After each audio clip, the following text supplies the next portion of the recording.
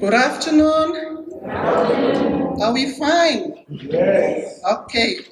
I'm with my colleague here next to me.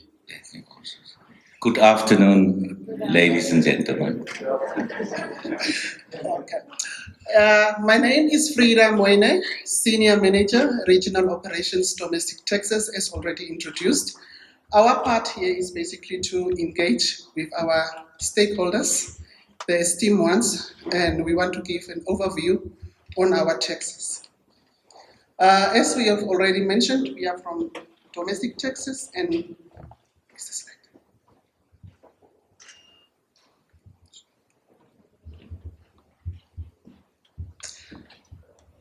we are from domestic taxes, and we do have our strategic objectives that we are operating from. Our main objectives are within the domains of the 7 objectives that are already displayed within your domain. The main one is optimize revenue collection. Secondly, to improve compliance, which is today's main focus within our domain with our stakeholders. Enhance legitimate trade facilitation. Invest in NamRA and its people. Pursue innovation. Optimize organizational efficiency, service delivery and cost effectiveness, improve data management, and analytical capabilities. As already mentioned, our main mandate within domestic tax is to administer and enforce legislations, and the legislations are Income Tax Act number 24 of 1981, Value Added Tax number 10 of 20, Petroleum Taxation Act number 3 of 1991, Stamp Duty Act number 15 of 1993, as well as Transfer Duty Act number 14 of 1993. Basically, these acts are there to make sure that we must efficiently and effectively enforce our tax laws to maximize the state revenue through domestic tax collections. It has already been asked, what is tax? Basically, tax is a compulsory contribution to the state revenue. We do have 2 types of taxes. Direct tax, which is also known as income tax, which is levied by government on workers' income and business profits. The second one is the indirect taxes, which is also known as value-added tax, added to the cost of some goods and services and transactions that we are making. The other question in this domain is, who should pay income tax in Namibia? Basically, it's you and me that are employed, and that must be within the thresholds. Our threshold starts within the domains of income that must be more than 50,000. In that we said any person earning 4,166 should be taxable in Namibia, and also we are also making sure that the income that is also deemed to be in Namibia is also taxable. Taxable income. How do we derive on taxable income? How do we calculate at the end of the day to make sure that you are taxable in our Namibia?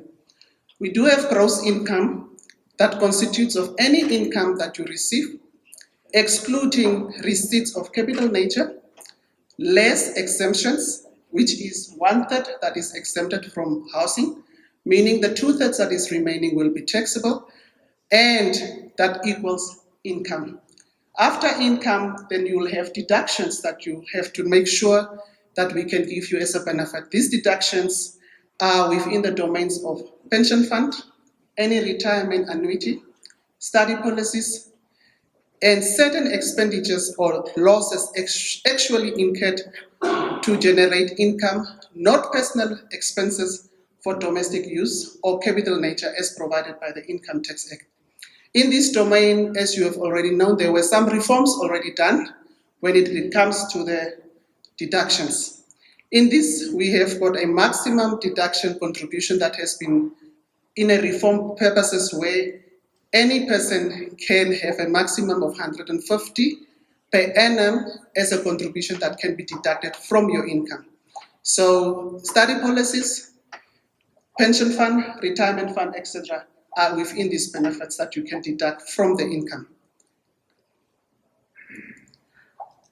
When it comes to taxable rates, we did not want to give an overview, but we do have two types of minimum and maximum tax rates. The minimum tax rate that we are using is the 18% that starts on 50,000 and more. And then we've got 37% with the income of 1.5 million per annum, which means any person that is paying 124,000 per annum per month is applicable on the maximum rate of 37. We do have also companies and closed corporation rate that is on a flat rate of 32%. Thank you. Now, value-added tax. When should we register for VAT, value-added tax? When we have a business and our business makes an income more than sales actually, more than 500,000 a year, then we are obliged to register for VAT. But then there is the other part also. When your sales is less than 500,000, but more than 200,000 for the year, then you can compulsory voluntary register for VAT. So you have a choice when it comes between when your sales is between 200,000 and 500,000. You have a choice to register. It's you. You make the choice. You complete the form. You hand it to the revenue office, and we will register you. You must have a place of business, premises where you will do the business from. That is when it comes to voluntary. But if you make more than 500,000 for the year, your business, then you are obliged to register. There is no gray area there. What is our obligation as a VAT registered person? Your obligation is, for one, you must submit your VAT return at the 25th of the month following your VAT period. The second obligation that we have is that you must make your payments on time. You must keep your records in English, our national language, and I think that is basically the two main parts of what your obligation is as a VAT registered person. Are you changing it?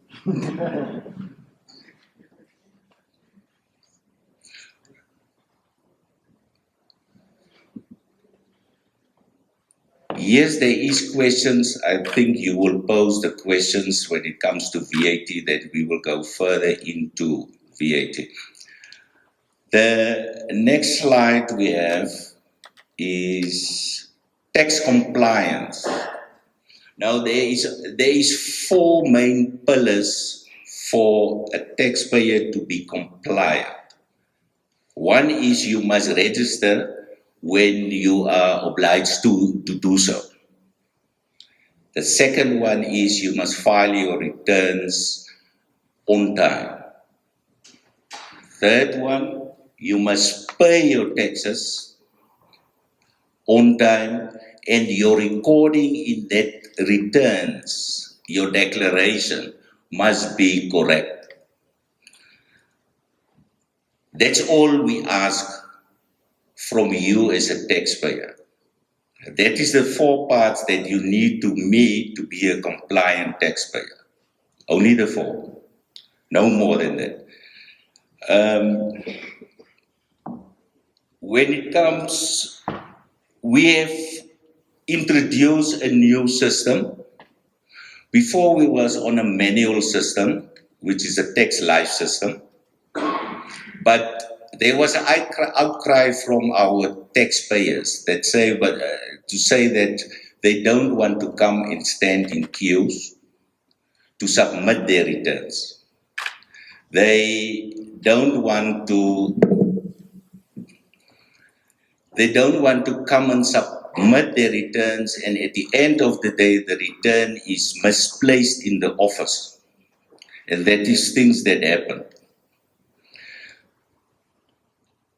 They want to be like all the other countries, that they electronic file their returns from the comfort of their homes or businesses, and that is what we introduce, and why we introduce also our ITAS system, Integrated Tax Administrative System.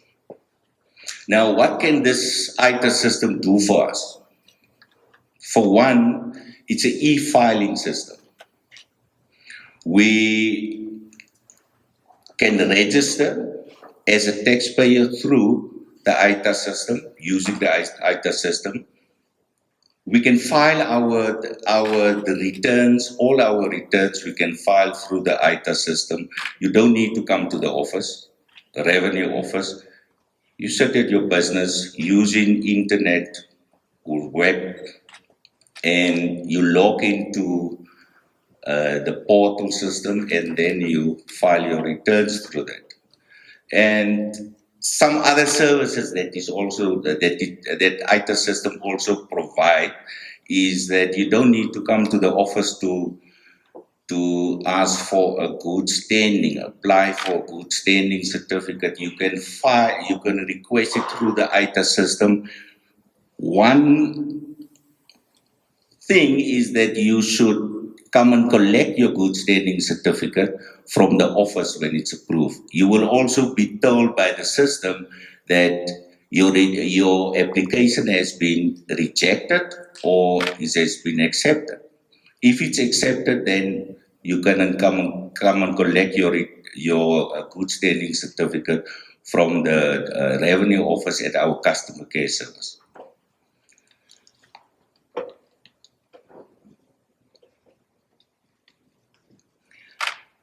We have also introduced the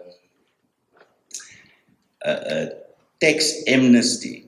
Now, we have run tax amnesty now. If you can remember, we started in 2017, I believe, was the first one.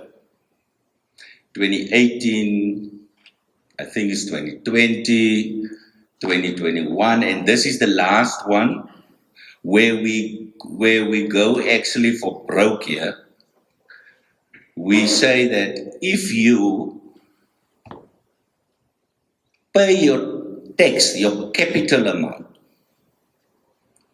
in full, clear it, and your returns is up to date, submitted through the portal system,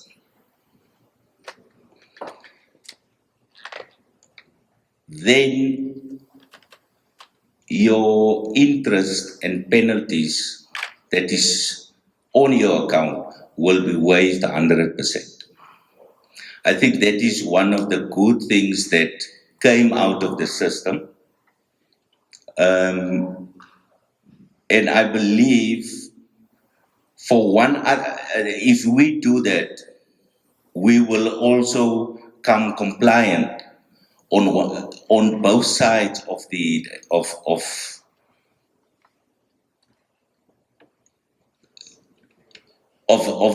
tax, or of your tax liabilities, your tax duty.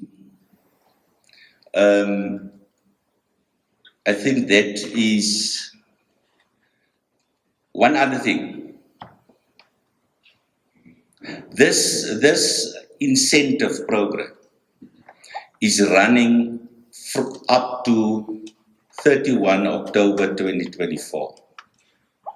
So those guys who has outstanding taxes, outstanding returns, now is the time to submit those.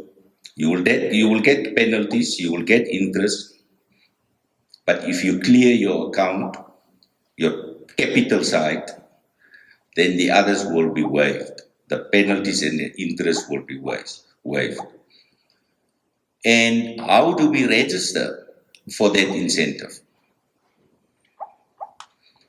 We should be a portal user, so we need to register ourselves on the on the ITA system as a portal user, and you register for the incentive on the portal. You don't need to come to the office to do registration. Manually, we don't do it. It's you who do the registration yourself. I think that is the last slide. Yes. Then one more.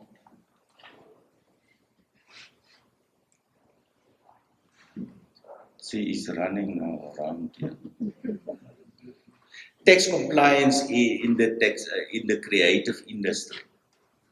Now we pulled a list of all taxpayers that is registered under, if we call it the creative community. And we found that there is 588 taxpayers registered in total in Namibia. But then I had to look how many is from the Commerce region. Of that 588, I think is 268. That is from the Commerce region. And then it's scattered to in the different regions. I would thank you then. I think this is the end of my part of this presentation and our part. Thank you.